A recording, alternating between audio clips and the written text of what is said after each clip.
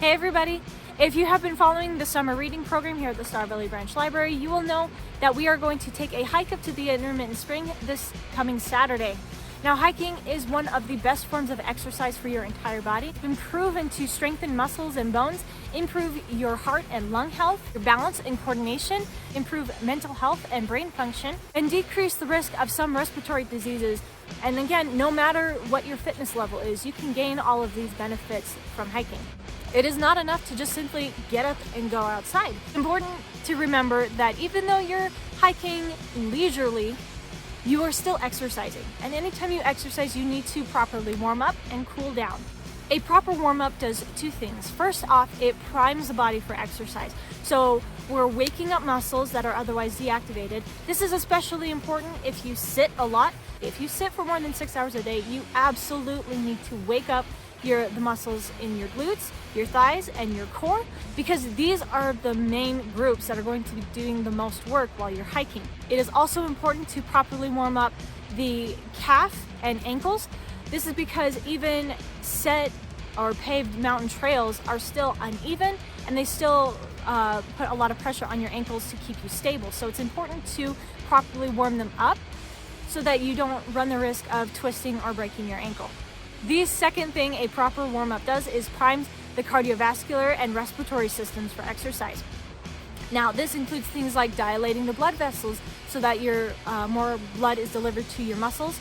It raises your heart rate so that you increase the blood flow and keep your oxygen levels stable. Make sure that these systems are operating at maximum efficiency while hiking. You need to wake them up and get them warmed up. After we are done exercising, we need to do a cool down. This is because your heart rate is still up, your blood vessels are still dilated, and your muscles are hotter than normal, so we need to bring everything back down to the normal non-exercise state. If you go from an exercise state to a non-exercise state very quickly, it can cause things like muscle stiffness, make you sick, or even make you pass out. It's important to properly and slowly allow your body to come down to the natural non-exercise state. The next thing to remember is to keep properly hydrated. Now, this does not mean just water, it means electrolytes. Electrolytes are the minerals in your body that conduct electricity and help regulate things like muscle contractions in your heart or in the big muscles in your legs and arms, and other bodily functions. So if you're just drinking water, you're going to dilute the amount of electrolytes in your body to the point that you can cause muscle cramps or twitching, heart arrhythmias, or your heart skipping a beat, nausea, headaches, and it can even lead to seizures. So it's important to keep those levels up. Now, you can drink things like Gatorade or Powerade or sports drinks. They're often high in sugar, so just keep an eye on that. You can opt for the sugar-free option or just dilute it with water. If you want to take a more natural approach, you can drink things like coconut water. However, while it is lower in sugar than most sports drinks, the amount of electrolytes in coconut water will depend on the manufacturer, so just be aware of that. You can also eat foods like watermelon, oranges, bananas, spinach, kale, cheese, and yogurt. The last thing to remember is to wear appropriate clothing and accessories, because being out in the sun can be a great thing. It gives us vitamin D3, it helps regulate and lift our mood, and can help us get better sleep.